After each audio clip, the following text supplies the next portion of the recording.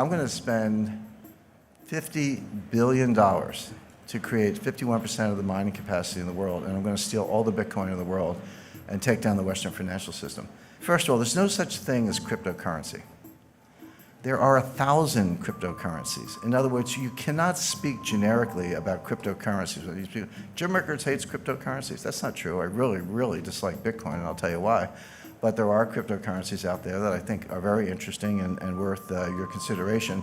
I'm for it. I'm against it. Cryptocurrency means nothing. You have to talk about the specific currency. And I'm showing Bitcoin, Litecoin, Monero, and Ether. By the way, isn't it fascinating how the graphical representation of cryptocurrencies is always a gold or silver coin? Bitcoin's gold and Litecoin's silver, Monero's both, and Ether is gold. I mean, what are they trying to say? I think that psychologically what they're saying is, well, this is nothing, but if we pretend it's a gold coin, then someone will buy it. But I just find this a little bit of an aside.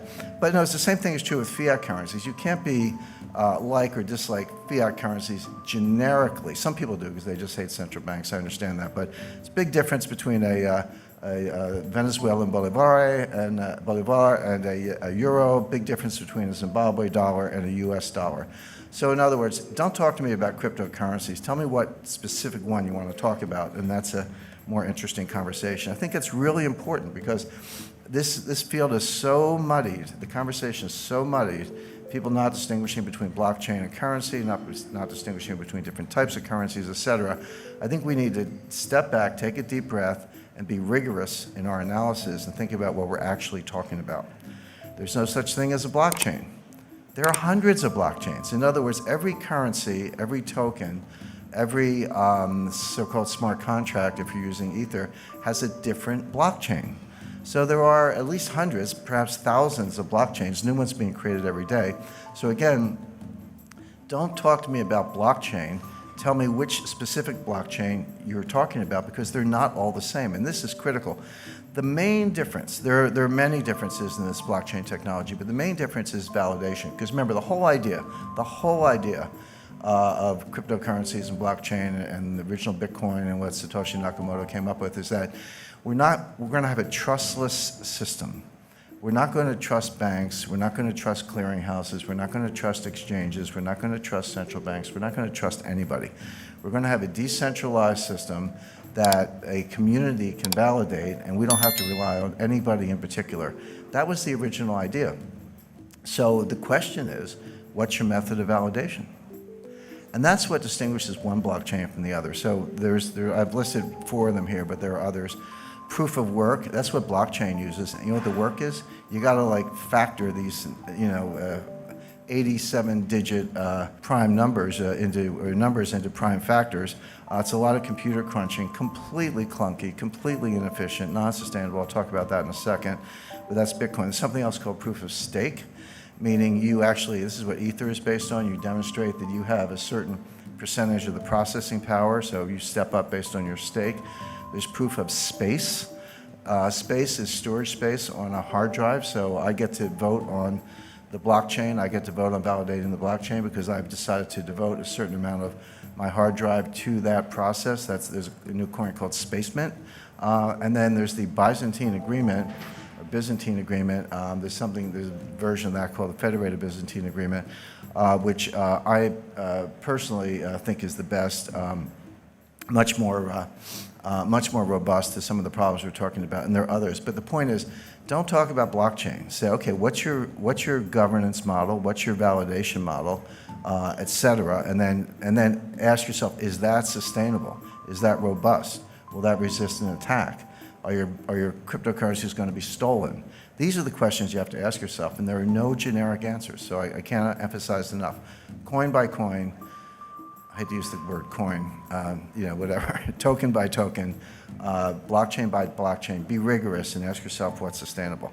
Now, Bitcoin, Ripple, and Ether, and some of these other cryptocurrencies, not all of them, but the best known are going to fail.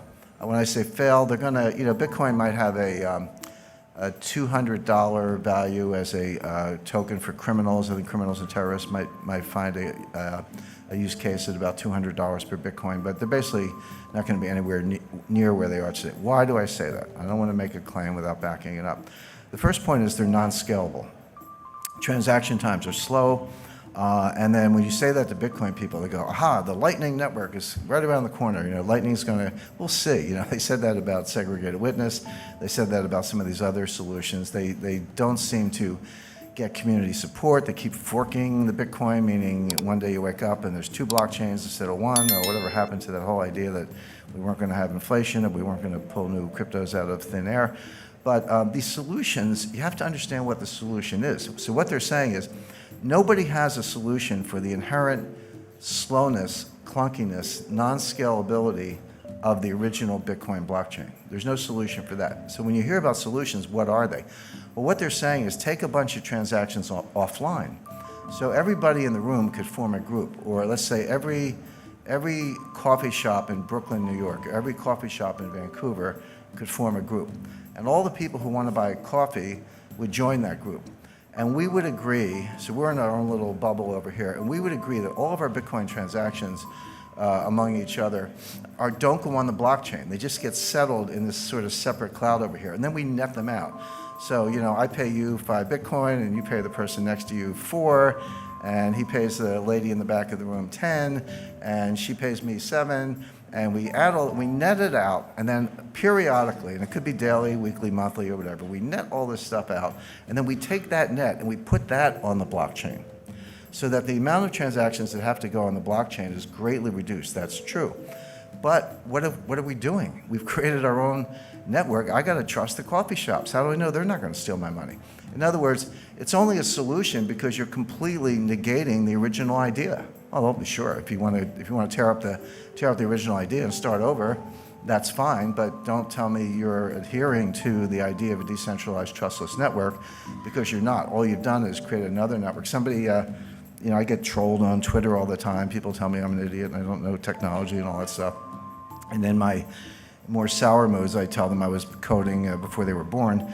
But as far as some of these things are concerned, somebody said, well, you don't understand payment channels, and I actually do.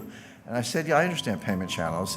We had those in the 50s. They were called party lines, which is, you pick up the phone and someone's talking. You got to ask them to get off the phone so you could go. In other words, there was an AT&T network, at least in the United States, but other people could jump in on this little side thing. That's all it is. These are party lines. So that doesn't work. Non-sustainable.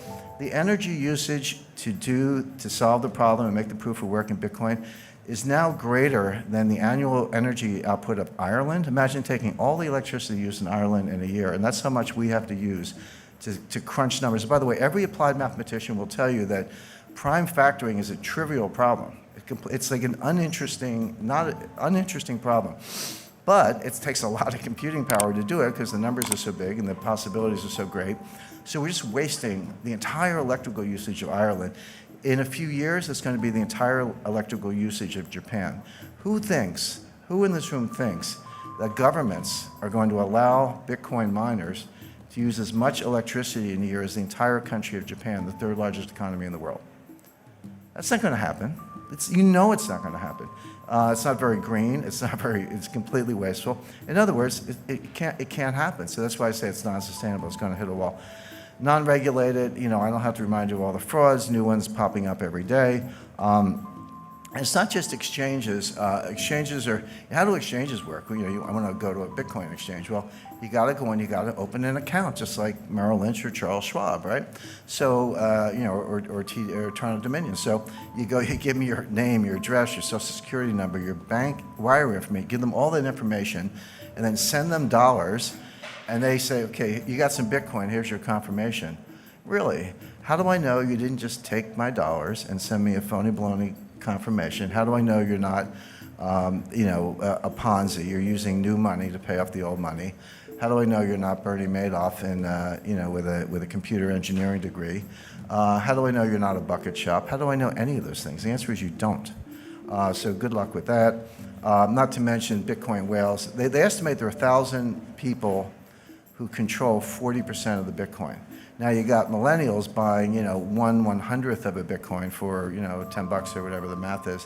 $100. But you got these, I call them the whales, these 1,000 people who have 40% of all the Bitcoin. You don't think they have a big vested interest in keeping the price up? And you don't think they wash trade, do wash sales? So A sells to B for 10,000, B sells back for 11,000, A sells back for 12,000, B sells back for 13,000. This is called painting the tape. It's the oldest trick in the book. And there's no profit and loss because we're selling the same Bitcoin back and forth. But what we are doing is creating a ticker that gets the millennials, I shouldn't pick up millennials, 3 millennial children, but gets people all over the world, maybe a garage mechanic in South Korea took out a home equity loan or hawked his inventory, put his entire life savings into Bitcoin, and has now been wiped out and is desperate and suicidal. That's what's going on. It's basically rich people stealing from the poor. Not a good business model, in my view. And then finally, there's no use case other than criminals, terrorists, or tax evaders. Why is Bitcoin better than Visa unless you're a criminal? Now, if you're a criminal, I get it. If you're buying child pornography, you want to use the dark web and use some cryptos and all that. And if you try doing that with Visa, you'll probably get a call from the FBI. So I understand why it's good for criminals.